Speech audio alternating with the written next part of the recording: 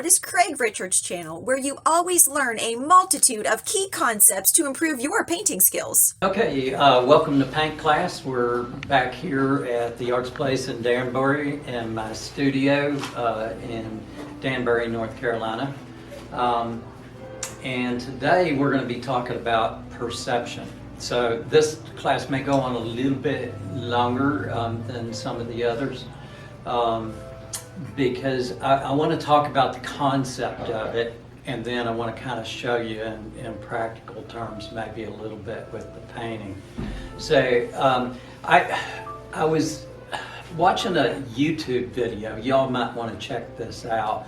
I was looking on, it was about consciousness, and there is a brain science doctor. His name is Neil Seth. And he just wrote a book and he was talking about it. I think it was called Being You was the book. But anyway, he was talking about how our brains work as far as like perceiving things. So he said, if you think about it, like your brain's inside your skull, it's just this little lump inside your skull, and it cannot see anything. It just gets perceptions from all of these, nerves that send signals to the brain. And so it's constantly trying to sort out, like, if this, then that, what does this mean, and make the best sense out of it that it can. And so he was using that as far as like talking about consciousness, but it got me to thinking about how much trouble we have being able to decide what color is that, or just how light or how dark is that, and so it is a difficult struggle that we go through. And I wanted to show you, he used a slide of this right here, and I've used this teaching art in the past. And so it reminded me of this, and I was like, okay, I need to show this again in art class. And I want each of y'all to kind of try this little thing out that that I'm going to show you up here. So I'm going to give you each one copy of this, and it might be nice for you to kind of keep it. I'm going to give you two keys that you can pass one over to Amy. Is that because I need to? Okay. And I'm good, I can see. I also want to give you a value scale. So value scales are really, really important for you when you're trying to figure out how light or how dark is something. Guessing at it is difficult, okay? So here is a value scale. And I have one up here for me. And so I want to talk about this right here. So when we're looking at the shadow being cast by the cylinder that's sitting on like the checkerboard, B right here, this square, we want to look at that and try to kind of figure out the value. So I'm taking this value scale and kind of holding it up to that. And I would say it's somewhere between 3 and 4. Would y'all kind of agree with that? Yeah, somewhere between 3 and 4. And then if you look at A, or any of these dark squares that are outside of the shadow area, and you look at those, I would say those are somewhere between, well, if I'm looking right here, in particular, like where it bends, somewhere between 5 and 6. Something like that, between 5 and 6. Like that one there's definitely like a 6 right here. And this is maybe more between a 5 and a 6, something like that. Y'all kind of concur? Okay. So here's the interesting thing. We just used a value scale to be able to figure out the value of this and the value of this, right? And I'm looking at this, I can see that this is one of the white squares, but it's in shadow, so it's kind of in between the dark and the light, right? But I'm gonna, just to make this quick and easy, so what I wanted y'all to try doing is I've got some scissors here, you're gonna have to share them. I want you to cut square B out of your piece here. And I didn't tinker around with this, okay? I cut this out of one of those, and I'm gonna lay it right here so you can see it. So there it is, it's the same as the one that's on there, right? So it was, what did we say, between a 3 and a 4. Now watch this. The same one, between a 3 and a 4, is now between a 6 and a 7. Didn't tinker around with it. Watch this. I'm going to put it back. You can see how dark it is, but now let me put it back here. All of a sudden, it's not dark anymore. Magic trick.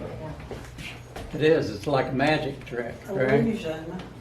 And that's usually, if you find this, you know, on Google Images or something, it's going to be optical illusion. That's what it's going to talk about. But what's important to me as an artist is perception.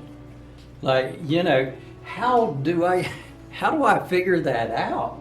You know, and if you don't have a value scale, and we just used a value scale and it still fooled us, right? So if you don't have a value scale, how do you have any hope of being able to figure out what the value is on something that's in shadow, something out of shadow, you know? So what I'm going to suggest to you is always keep a value scale, you know? Don't just like assume that you can figure it out all on your own. There's no reason to limit yourself in that way. So as we paint, there are, you know, things that we have to deal with trying to figure out how light or how dark something is and what colors it is. There's all these different aspects to color, like how warm or how cool is a color. And I'm going to paint this one today, but I kind of picked this one out on purpose because it shows off the warm colors in the lit area in the snow.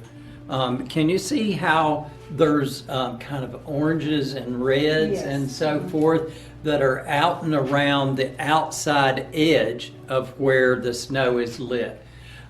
So right in the middle, it's pretty much white, but around the outside edges of each of these, even in here, even in these, you see little warm spots in the snow. And so making sure that we're identifying these kind of things as we're painting, you know, it's huge for being able to get the correct feel of the painting. And then, of course, there's that aspect of it where maybe, and we'll borrow this term from last week, where we'll push the colors, where we'll push something. So when I look at this one, I'm not seeing those warm spots. The light is much cooler at that point in time. This was later in the day. And so as you go from morning to evening, the light has a tendency to be cool light in the morning, warm light as the day progresses. And so, but does that mean that I couldn't like maybe play with that a little bit? And so as we've learned, you know, the French Impressionists used to take complementary colors and put them in close proximity to one another and create this rich interplay between the colors, you know. So if you have these blues that are what happens to the shadow in snow, so that's something I should point out as well, because lots of times people just think the snow is white, so in the shadows it has to be gray, right? And that's not necessarily true. Quite often you will see very blue sort of looking snow in the shadows. You'll see very purplish looking snow lots of times. Let me pull this one back out because it has that, where the snow actually, right here on the edge of where the lit area is kind of orangey warm, you'll notice that it gets very purple around that area in the snow. Now back over in here, it's more bluish snow as it gets farther away from the light. So as you're looking at these things, don't assume things. Don't assume something is white or gray or whatever like that, because there's all these different lively grays, grays that have a kind of a rich color intermingled in the gray, and I shouldn't say rich, it's actually kind of very subdued color that is intermingled in the gray. So let's try to be wide awake and wide-eyed to what we actually see, as we're trying to paint.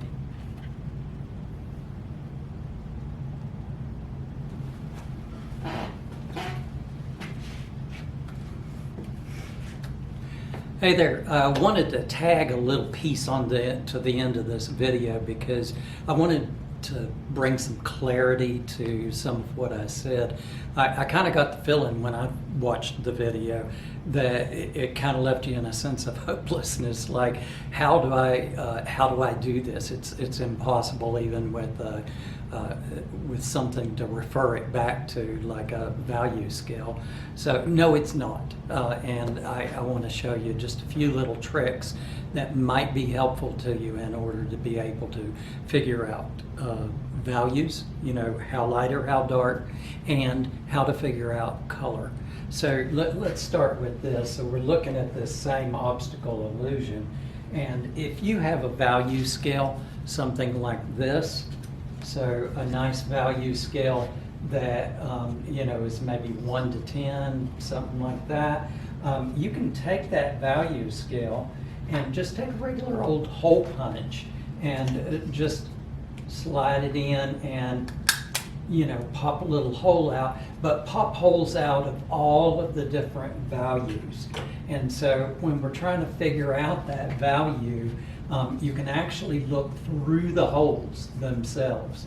Okay, so look down through the holes, lay it right on top of whatever it is that you're trying to figure out, and then ask yourself, when you're looking at that particular value, say value number 6 right here, is that spot that I'm looking at through the hole, is that lighter or darker than that value? And if not, you slide it over to the side. You can see really clearly when you put it on value number 1 that it's way darker through the hole. So just keep sliding the holes over until they kind of match up with the number that you're looking at. And see that number 5, that's looking pretty close. And number 6 is looking pretty close. Number 7, now looking through the hole is lighter than the number 7 for sure. I think it's a little bit lighter than the number 6.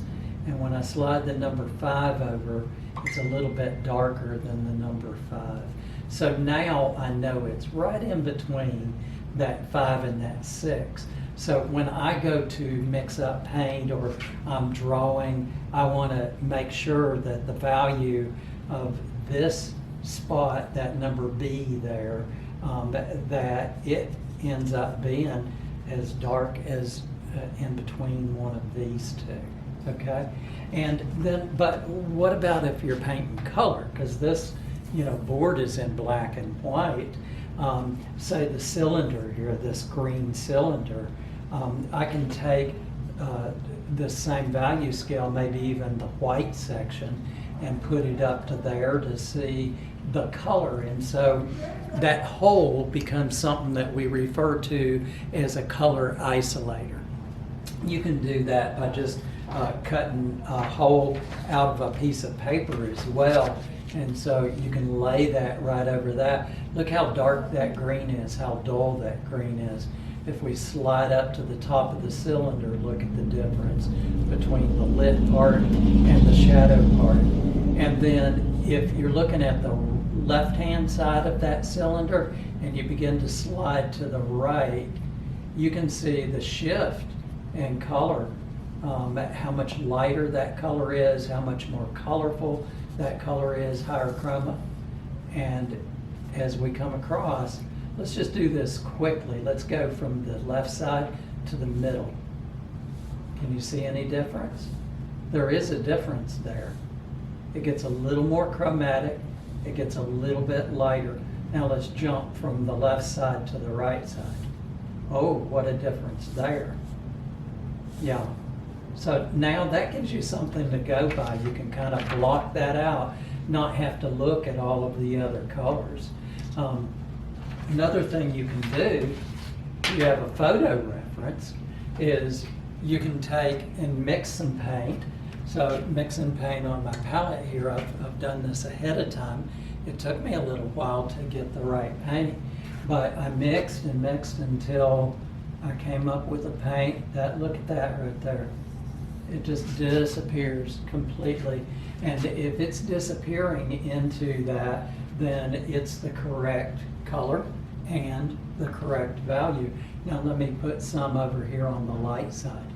Can you see how dark that is compared to this lit side of the cylinder? And so, you know, here's some paint that as I was mixing along, and I was trying to mix not just how light or how dark, but what was the hue, what was the color of the color. And so this may be dark enough, but look at that color, look how chromatic.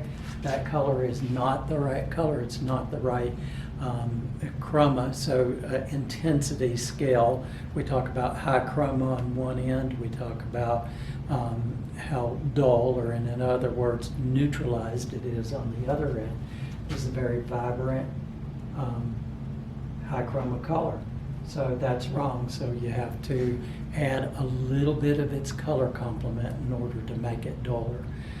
There's other videos that you can watch on my artist Craig Richards channel that will talk about color mixing. There is a course on color mixing on my website. And so anyway, there you go. There is hope. You can do this. Just need a couple of little simple tools in order to help you out. Okay? Happy painting.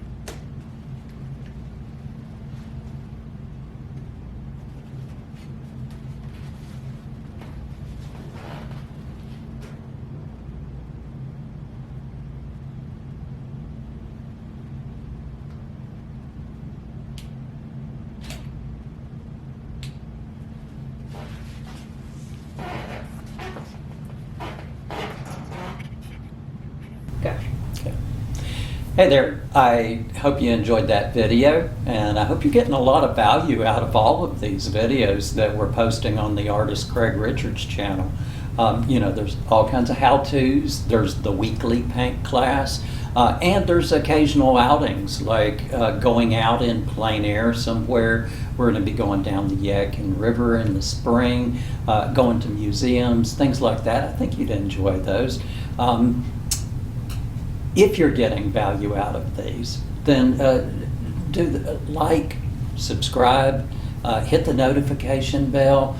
You have to subscribe in order to be able to hit the notification bell, and that's for you. The reason I'm saying that is so that you know when the next paint class is coming out, so that if you're working on a painting and we're doing it again the next week, that you can follow along with us. And leave us comments, you know, not just for me, but for the students as well. Say, you know, Deb, you did a great painting, Kitty, you did a great painting, or Craig, you did a great demonstration this week. That builds us up. And we want to build you up as well. We want to help you to keep painting and keep growing. You're doing great. Don't tell yourself you're not. You are doing wonderful. Just keep at it, and you'll learn and grow each week with us. So, happy painting. Okay.